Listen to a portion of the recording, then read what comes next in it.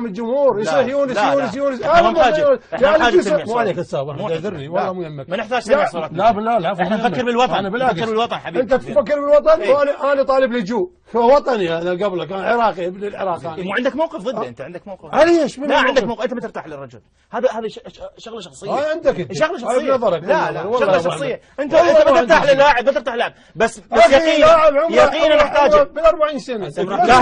كاهل بقده ولا اليوم؟ قال ما محترف. قال شنو؟ يونس ايضا محترف. وين محترف يتدرب؟ يونس محترف. وين يتدرب؟ لعب كل دول الخليج. وين يتدرب؟ هم قال لي وين يدرب؟ قاعد احكي لك يوم تقول لي يتدرب. انت يتدرب وين يتدرب؟ انا بقي يتدرب.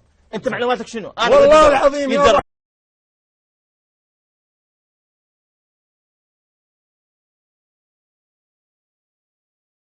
لكم انا 3 سنوات انطوا 3 سنوات على مدة وما موعدكم. هذا اهم شيء لان طلع البارحه قال ما موعدكم.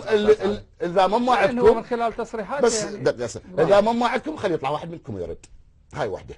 الشيء الثاني قال انا اريد اعد منتخب خلال 3 سنوات ومن خلال عقده. زين. اذا اردنا نعد منتخب 3 سنوات بهذا اللاعبين، هو معدل اعمارهم هسه من 30 31 فمن 2022 نطبل 28. ليش 38 سنه كل لاعب يصير؟ ليش بعدنا يونس محمود؟ اذا هذا تفكيرنا نعد 3 سنوات بهاي المجموعه، ليش بعدنا يونس محمود وهم كلهم معدلهم بال 22 راح يتصرف؟ ما كملت فكرتك. شنو قلت اليوم اكو بالاتحاد؟ اليوم بالاتحاد بعد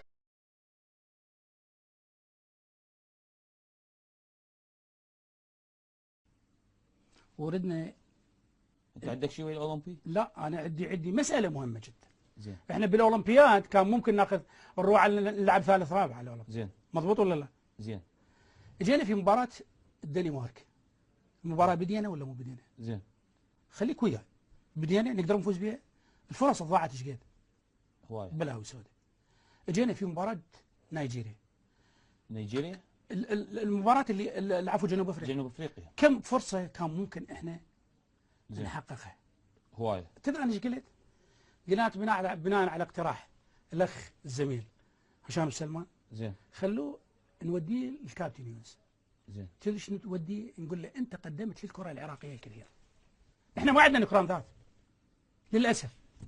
ما عندنا نكران ذات. هذا الرجل قدم الكثير للكره العراقيه. زين. الهداف الازلي للمنتخبات الوطنيه.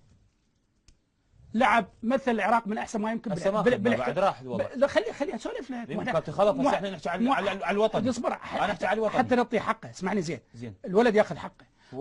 هذا خاصه البرنامج. هذا ممكن لانه انت عندك كثير من المحاور واثنين عندك يتناقشون على هذا الموضوع. تدري لو كان يونس بالمنتخب الاولمبي كان ممكن يكون هداف الاولمبياد وذا بالوطني.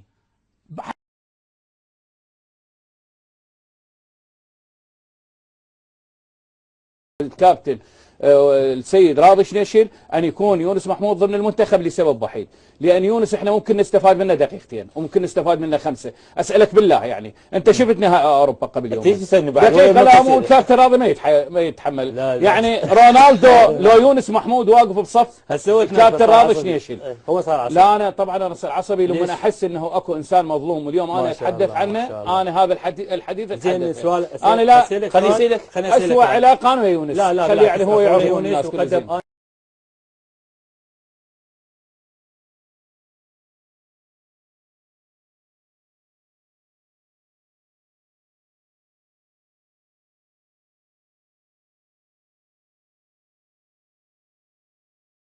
زين. يحتاج استدعاء اللاعبين المخضرمين علي حسين رحيم، سلام شاكر، يونس، نور صبري، لانه صبغه القائد داخل الميدان بالملعب ماكو. هاي بعض الجماهير تطالب. لا توجد نيه ولا يمكن ان تعود الى الخلف. يعني هاي من المستحيلات. انا بالنسبه لي من المستحيلات، لان الان